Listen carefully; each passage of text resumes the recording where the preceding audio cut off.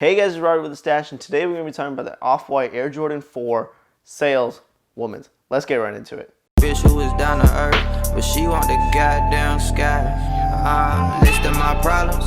Alright guys, so I don't have this shoe in the studio today, but my friend Logan was able to get a pair through Sneakers app, so I was able to link with him and get some videos of this. Now this shoe was amazing, and shout out to him for the big hookup on this. Alright guys, so let's get right into the shoe. So this shoe is in the Mulzen white sail colorway. Hopefully I'm saying that properly. And then they were released on the 25th of July of this year, and we got to take a look at a size 10.5 in men's / 12 in women's, because this is a women's shoe. It retailed for about $200. Now resale is going for around $1,400 for this pair for the size 12, but other sizes are going for around $1,300 to $1,500.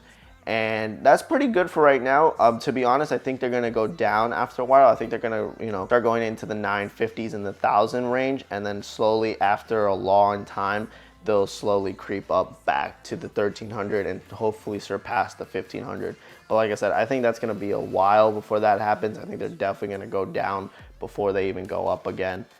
But yeah, we'll just keep a look on that. So this was the first Off-White shoe that I got my hands on, and I really enjoyed it because not only did I see an Off-White shoe, but I also could pick out like different design tactics and stuff like that, and different styles that Virgil Ablohs really puts into his shoe. It really feels like Jordan Brand just kind of gives them the blank canvas and is like, here, you guys do whatever you do. So they're able to take that classic shoe and really make it their own, which I love. Start off with the heel to toe that is done in full leather grain, and personally I think this was really interesting. It really has a nice texture to it. Depending on where you're touching the shoe, you really feel the differences in material, and I really enjoyed that you could touch different types of material. It wasn't just one material throughout the whole shoe. I think that was really interesting and eye-catching. These were actually teased back in Chicago's Museum of Contemporary Arts last year, so it was really nice to see that back then that we got a little tease of what was to come and that the shoe was coming out. So I think it was really awesome that we got to take a look early, and I think it also played a role in kind of, them looking at how people reacted to the original shoe, and then maybe what they went back into their design labs and they, worked on it and they tweaked it a little bit. Who knows, but I think it was really cool that we got to take a look prior to the shoe actually releasing, and then we got to see it really release, so I think that was really awesome. Another thing the shoe features is a translucent heel tab. Now you guys know that we have covered translucent heel tabs here before. Some of them aren't as good. I think Off-White did an amazing job on this shoe.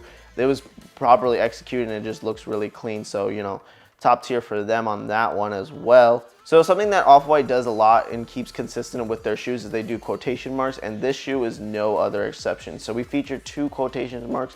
I believe there might be more, but for the most part, it's just where I saw them. You get one on the midsole that says Air on both shoes, and then you also get on the shoelaces, you get quotation marks around it saying shoelace. Like I said, it's awesome that they kept this consistent. This is nothing new from Off-White.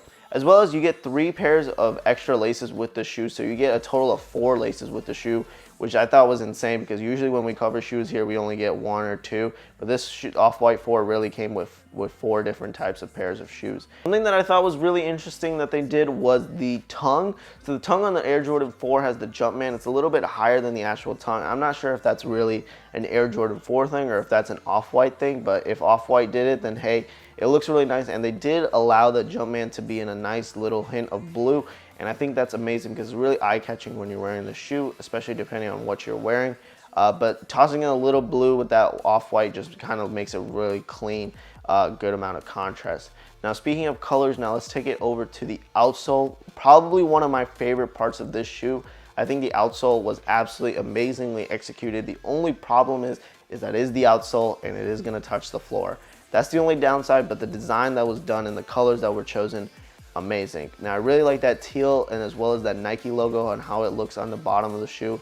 I don't know, whenever I saw this, I just fell in love with it. I think it went so well with the other colors around the shoe, and it all just kind of flows really nice. Another thing that Off-White really does consistently on a lot of their shoes is do a zip tag. This shoe, like I said, nothing different here.